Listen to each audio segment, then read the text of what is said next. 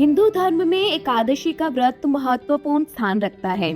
प्रत्येक वर्ष 24 एकादशियां होती हैं। उनमें से एक है चैत्र मास के कृष्ण पक्ष को पड़ने वाली पाप मोचनी एकादशी।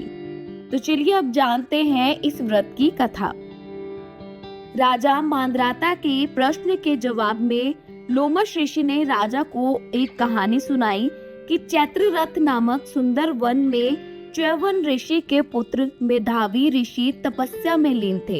इस वन में एक दिन मंजूधोषा नामक अप्सरा की नजर ऋषि पर पड़ी तो वह उन पर मोहित हो गई और उन्हें अपनी ओर आकर्षित करने हेतु यत्न करने लगी। कामदेव भी उस समय उधर से गुजर रहे थे कि उनकी नजर अप्सरा पर गई और वह उसकी मनोभावना को समझते हुए उसकी सहायता करने लगे।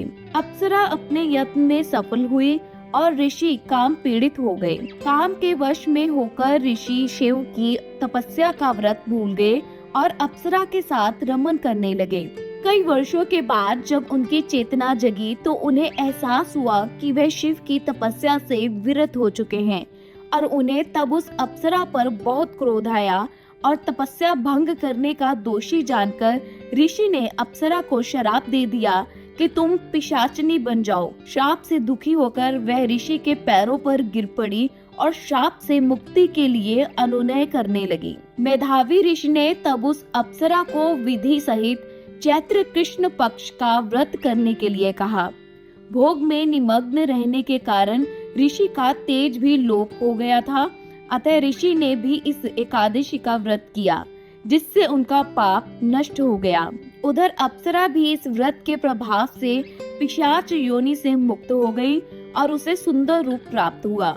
वह स्वर्ग के लिए प्रस्थान कर गई। इस व्रत के विषय में भविष्योत्तर पुराण में विस्तार से वर्णन किया गया है। इस व्रत में भगवान विष्णु के चतुर्भुज रूप की पूजा की जाती है। व्रती दशमी तिथि को एक बार सात्विक भोजन करे और मन से भोग विलास की भावना को निकालकर हरि में मन को लगाएं। एकादशी के दिन सूर्य काल में स्नान करके व्रत का संकल्प करे।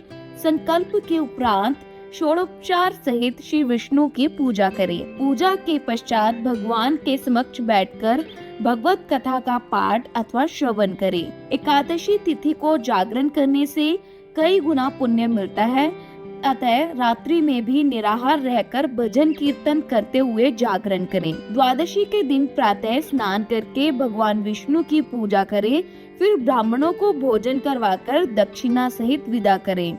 पश्चात स्वयं भोजन करें। जय श्री विष्णु।